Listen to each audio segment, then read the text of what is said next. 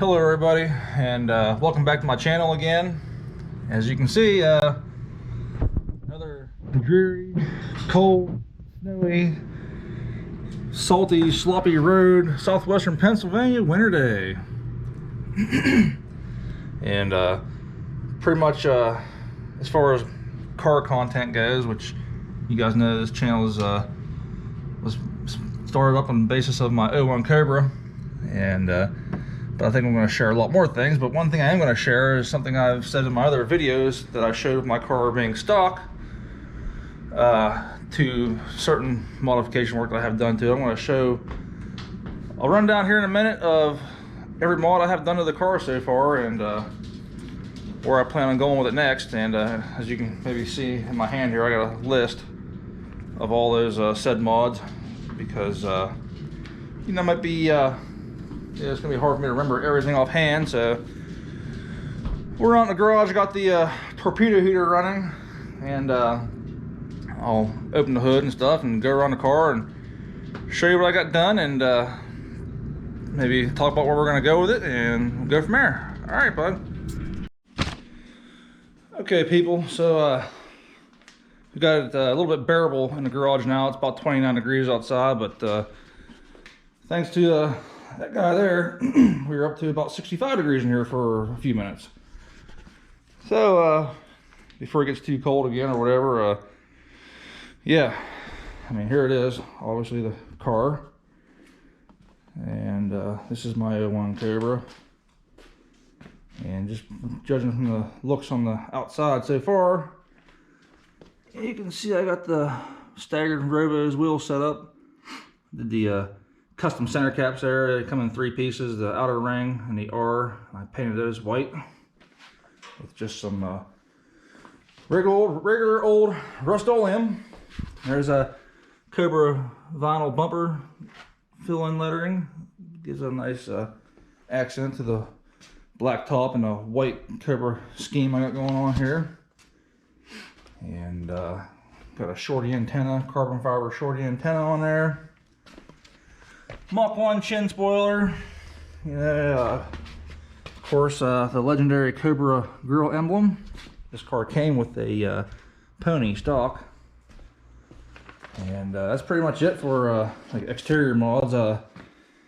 Maybe things that come in the future with the exterior. I'm going to look into definitely tinting these windows, because as you can see clear through them the other side. And I'm gonna do some other accents, maybe some wrapping on the side scoops in black, maybe door handles. We'll see how that pans out, what I think of. And the interior is pretty well all stock, with the exception of the styling bar with the 3rd brake light built in. I think that's a nice touch with these cars. It stiffens up the chassis, and as well as gives it a good look, in my opinion. And nice tight seal on the door there. That's all nice and good to go. But yeah, so let's get into it. Start first with what I got done to the suspension, and those are as followed. I got Bilstein B8s, shocks in the back with E-Block Pro Kit lowering springs. I got it dropped down about about 1.5 inches, maybe 1.4 inches. I'm debating on taking out the isolators, maybe give it another 1/4 inch drop or so. But I also got low profile IRS bolts in there to help with the clearance of the 10.5 inch wide wheel, although I did not need it. I just did it for extra assurance in case I ever want to go to a 305 tire on there. Which these are the Nitto 555 G2s and 295 40 18 in the rear, and they fit perfect.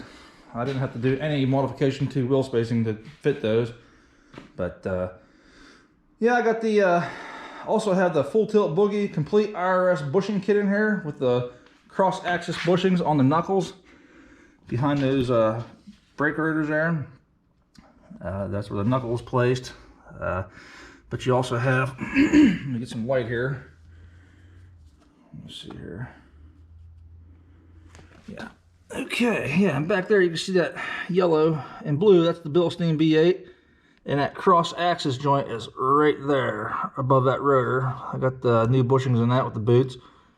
But as I mentioned too, I got the IRS complete full tilt boogie IRS setup in there as well on the whole entire IRS setup. It's greasable fittings in there, lowering diff mount. Helps, it really helps stiffen up the rear end of the car. And yeah, it's a definite suggested mod if you're going to keep the IRS. And I want to keep the IRS to keep my handling, so I went the extra mile and put a little more money into what a solid rear axle swap would have cost to do that. But again, this is a street car. I want it to be fun in the twisties and stuff, and I don't want to have to feel like I'm floating all over the place. And yeah, that did it for me for sure. And in the front and back, I did a new sway bar end links just to freshen those up, because they have pretty soft bushing material as well. And the full tilt boogie kit, if you ever researched it, by the way, is Durlin. And yeah, it's pretty stiff. Gives a little added noise to the car on the inside from the road, but in my honest opinion, I think the noise now sounds like what a sports car in my mind should sound like. Before, this car was more sounding like when you drive down the road, it was like smooth, like a Cadillac luxury car. And now I think it gives it a good sports car feel and sports car just sound to it overall in general, and a lot better handling. But yeah, I got the Ford Racing diff cover on there as well when I did the complete kit. That's more in the drivetrain, so we'll talk about that later on here. I do have the Stiflers full length welded in fit system subframe connectors, and we'll try to get down into the car here and I'll get a little quick clip of those. And yeah, there they are. You can see those right there's the Stiflers emblem on there, and they have the webbing as well as the jacking rails. There's the connector, there's the webbing, and there's a jacking rail up by the pinch weld, so you can jack the car up and not have to worry about screwing up your pinch welds. And yeah, there they are. From the back all the way up to the front. Full length welded in. You can see there. And with that being said, we can move on to what I have here next. Oh, yeah, of course. One of the other better things I've done in this car is the UPR K-member and front coilover setup. And we'll try to peek back in here at it. And you can see that coilover right there, that sleeve above that brake rotor there. And up above here you can see my Coney Orange Sport shocks that the coilover is wrapped around as well. And yeah, that K-member has a tubular lower control arms and a tubular K-member, which is made out of chromoly. It's a lighter weight, stronger than mild steel material. And yeah, it took about probably a good 50 pounds off the front end of the car, and made a huge difference in the handling. I was able to adjust my ride height lower than what my lowering springs will allow. And as you can see, I put 2 fingers in there, and they are rubbing well into my 2 fingers there. And that wheel gap, that 2-finger wheel gap is about right for around these roads in this area. You don't want to be too low, be dragging, be ripping your front end of your car off, because these southwestern Pennsylvania roads aren't the most gentle roads in the world. But yeah, so along with that, other suspension mods. Let me see, let me get my hood here and we'll take a look. Excuse me for the shakiness here for a minute. Let me get my hood prop up. That's another thing I'm going to do. I'm going to get those hood struts there one of these days, so I don't have to do all that. But anyway, yeah, here is the UPR caster camber plates. I had to go with those.